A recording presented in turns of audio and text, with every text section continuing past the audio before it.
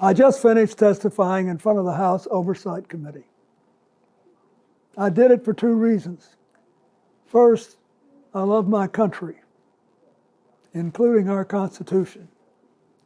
And America was built on the idea that no person is above the law, even presidents, especially presidents, and that we should all live under the same set of rules. This kind of democracy requires every person to play their part. And I hope that by being there today, we can bring ourselves just a little further away from the brink and back to being a country where we can disagree civilly and we can search for truth and justice, and that it outweighs the partisan urge to score points and create spectacle.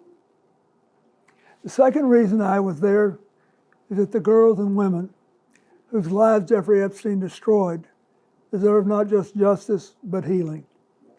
They've been waiting too long for both. Though my brief acquaintance with Epstein ended years before his crimes came to light, and though I never witnessed during our limited interactions any indication with what was truly going on, I offered the little I do know in the hopes that it would help prevent anything like this from ever happening again. I also have to say something personal.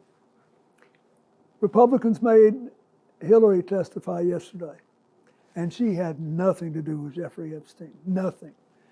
She has no memory of ever even meeting him. She neither traveled with him nor visited any of his properties. So whether 10 people or 10,000 people were subpoenaed, including her, was simply not right. So here's what I told the committee. First, I had no idea of the crimes Epstein was committing. No matter how many photos they show of me, I have two things that at the end of the day matter far more than any interpretation of 20-year-old photos. I know what I saw, and more importantly, what I didn't see. And I know what I did, and more importantly, what I didn't do. I saw nothing and I did nothing wrong.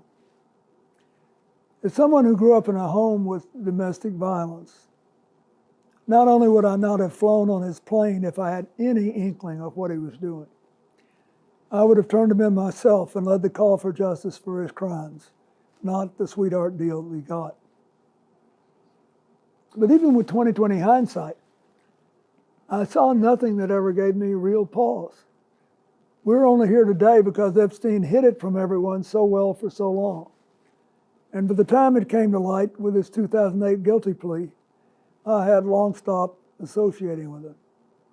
When the video of my testimony today is released, I hope it will motivate everyone to go in front of Congress to say what they know. I hope it will motivate the Justice Department to finally release all the files and to ensure that this never happens again. The survivors deserve that.